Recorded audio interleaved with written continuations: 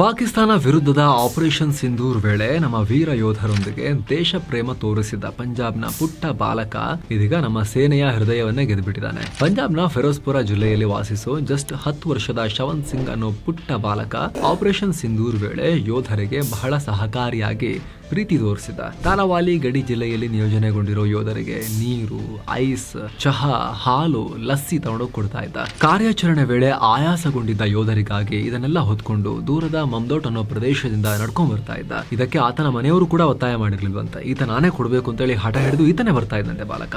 ಅಷ್ಟು ಮಾತ್ರ ಅಲ್ಲ, ದೊಡ್ಡಾದ್ಮೇಲೆ ನಾನು ಯೋಧ ಆಗಬೇಕು, ದೇಶ ಸೇವೆ ಮಾಡಬೇಕು ಅಂತ ಕೂಡ ಹೇಳ್ತಾ ಇದ್ದ. ಹೀಗಾಗಿ ಭಾರತೀಯ ಸೇನೆ ಕೂಡ ಈತನಿಗೆ ಮನಸೋತು ಬಿಟ್ಟಿದೆ.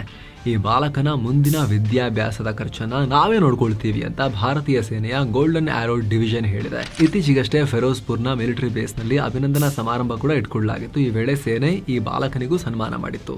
ಹಾಗೆ ವಿದ್ಯಾಭ್ಯಾಸದ ಖರ್ಚು ವೆಚ್ಚಗಳನ್ನ ನೋಡ್ಕೊಳ್ಳೋದಾಗಿ ಘೋಷಿಸಿತ್ತು. ಇಂತಹ ಮತ್ತಷ್ಟು ಅಚ್ಚರಿಯ ಮಾಹಿತಿಗಾಗಿ ಮಸ್ತ್ ಮಗ ಯೂಟ್ಯೂಬ್ ಚಾನೆಲ್ನ ಮಿಸ್ ಮಾಡದೆ ನೋಡಿ ಸಬ್ಸ್ಕ್ರೈಬ್ ಮಾಡಿ.